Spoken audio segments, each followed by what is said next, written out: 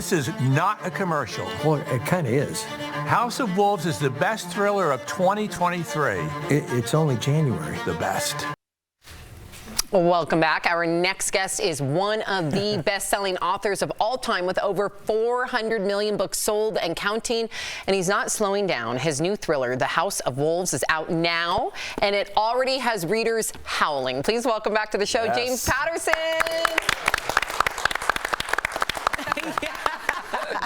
Welcome back. Now, your new book is described as a cross between Yellowstone and Succession. So what is it about these kinds of shows that get you excited? I think a lot of us, including me, including Mike Lupica, who wrote the book with me, we love these dysfunctional, powerful dysfunctional families like on Yellowstone, like the royal family.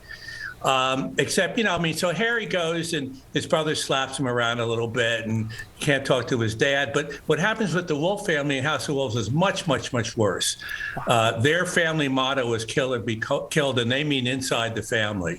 So the other thing about it is, though, we deserve, after the last couple of years and even last week, we kind of deserve some entertainment. And that's what this is, I think, entertainment. James, it's always great talking to you. Let's talk about your co-writers. You wrote so many wonderful books. Well, I want to squeeze them in there. You just mentioned Lupica. I want to put him in there. And with so many amazing people. And this book, The House of Wolves, is with sports writer, like we said, Mike Lupica. How is this collaboration with Mike different than, let's say, Bill Clinton? And I'm going to circle back. Bill's a much better, the President Clinton's a much better saxophone player than Lupica. Dolly's a better songwriter. And I'm doing one actually with finishing a Michael Crichton book, which I'm just working on now, a novel that he started a while back. So, it's been great. And, people always say, well, there are a lot of disagreements. I've never had any disagreements with Mike Lupica. I never had any with Dolly, whose birthday is this week, and I'll be singing her happy birthday over the phone, and she'll try to cut it off, but I'm going to finish it no matter what. I love it. Yeah, well, I want you to speak to all the aspiring writers out there, including myself. When we always say that the hardest thing to do is figure out the plot twist. So how do you in your books always keep us guessing till the end? And what's the secret to a great plot twist that's still believable? Well, I don't know about believable, but, I'll do several drafts. I'll do several drafts of the outline.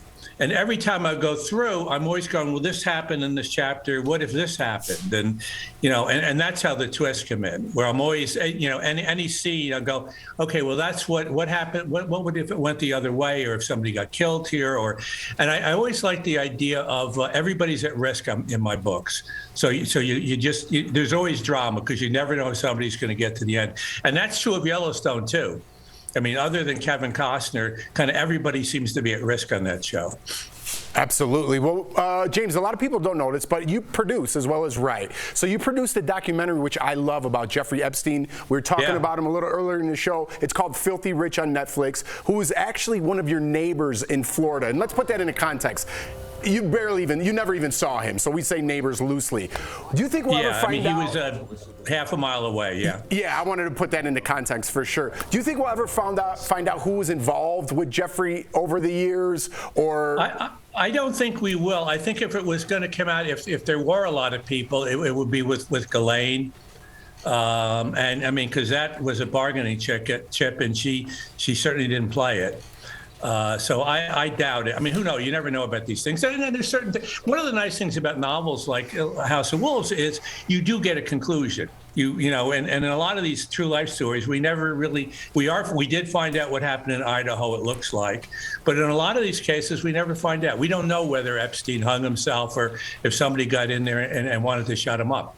What do you believe? Do you believe one thing or the other? I think it's possible that somebody went in there to shut him up. I have talked to a couple of doctors who said that it wouldn't have happened that way if he'd hung himself. I don't know. Who knows? We don't. But House of Wolves, you're going to know what happens at the end. Look at the writer directing us back towards the book. I love that. There you go. James, we appreciate you. You truly are a living legend, and so fun to talk to you. DBL Nation, pick up The House of Wolves, out now. James Patterson, thank you so much. Thank you.